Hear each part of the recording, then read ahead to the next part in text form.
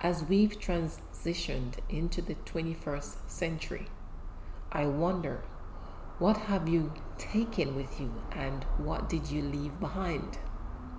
What have you lost that you are still hoping to get back?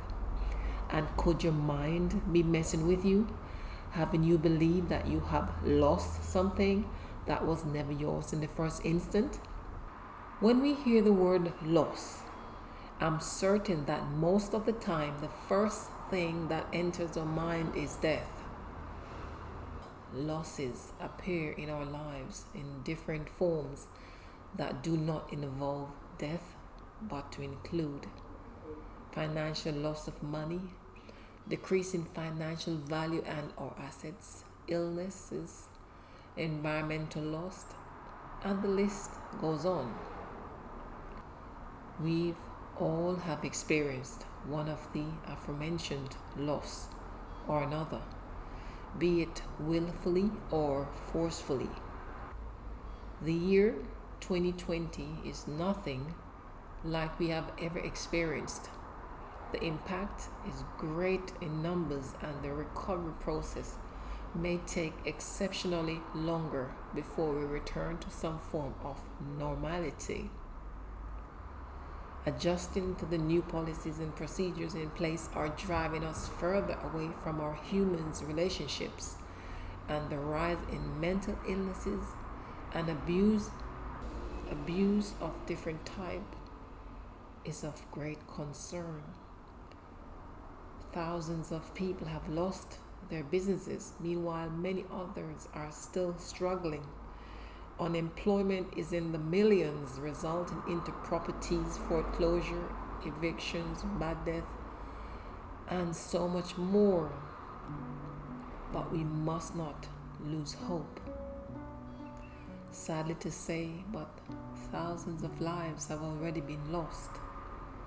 The challenges to keep the infection rate down, resulting in a global travel ban and school closure, causing great worries about our children's education and development. Still, I say there is hope. Do not die with death when you have the gift of life. Use your pain as fuel for the journey ahead. Transform your loved one memories into treasures.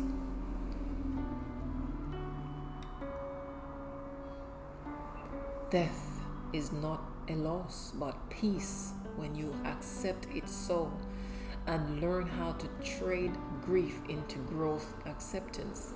When our loved ones passed on, they are non-existent, but you are left with the treasures, their legacy and memories which we can use to spread joy, create awareness, inspire, uplift, motivate someone to become their best self, perhaps to save others from the many demons we know exist.